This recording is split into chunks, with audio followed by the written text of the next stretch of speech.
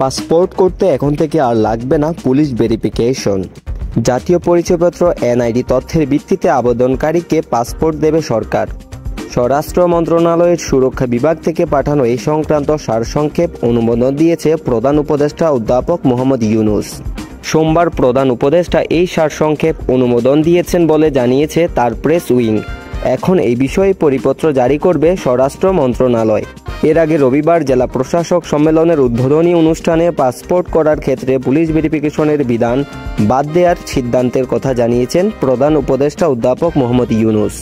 Police ভেরিফিকেশনের প্রয়োজনীয়তা শিথিল করার পেছনে স্বরাষ্ট্র মন্ত্রণালয়ের যুক্তি হচ্ছে, ইতিবাচক পুলিশ প্রতিবেদনের ভিত্তিতে আবেদনকারীকে পাসপোর্ট ইস্যু করা হয়। বিদ্যমান পদ্ধতিতে একটি সাধারণ পাসপোর্ট 12 কর্মদিবস ও এক্সপ্রেস ডেলিভারির ক্ষেত্রে 3 কার্যদিবসের মধ্যে পাসপোর্ট দেয়া হয়ে থাকে। কিন্তু পুলিশ ভেরিফিকেশন যথাসময়ে না পাওয়ার কারণে বা পুলিশ ভেরিফিকেশনের সময়ে অনাবশ্যক কাগজপত্র যাচাইয়ের কারণে আবেদনকারীর ভোগান্তি হয়। আবেদনকারীর ভোগান্তি কমানোর পাশাপাশি যথাসময়ে পাসপোর্ট প্রাপ্তি নিশ্চিত করতে অন্তর্বর্তীকালীন সরকার পুলিশ ভেরিফিকেশনের ব্যবস্থা তুলে নেওয়ার সিদ্ধান্ত নিয়েছে।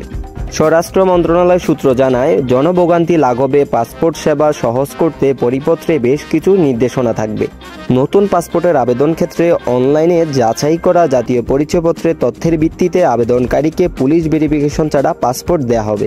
বিদেশে অবস্থানরত বাংলাদেশি নাগরিক এবং অপ্রাপ্তবয়স্কদের জন্য পাসপোর্টের নতুন আবেদনের ক্ষেত্রে অনলাইনে যাচাইকৃত জন্ম নিবন্ধন সনদের তথ্যের ভিত্তিতে আবেদনকারীকে পুলিশ ভেরিফিকেশন ছাড়াই পাসপোর্ট দেওয়া হবে।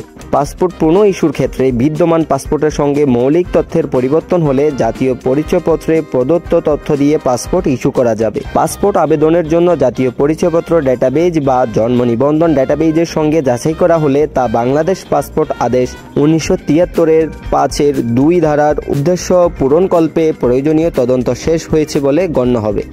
স্বরাষ্ট্র মন্ত্রণালয় সূত্র জানায়, মঙ্গলবারের মধ্যে পরিপত্র জারি হবে। পরিপত্র জারির পর থেকে এ ব্যবস্থা কার্যকর হবে।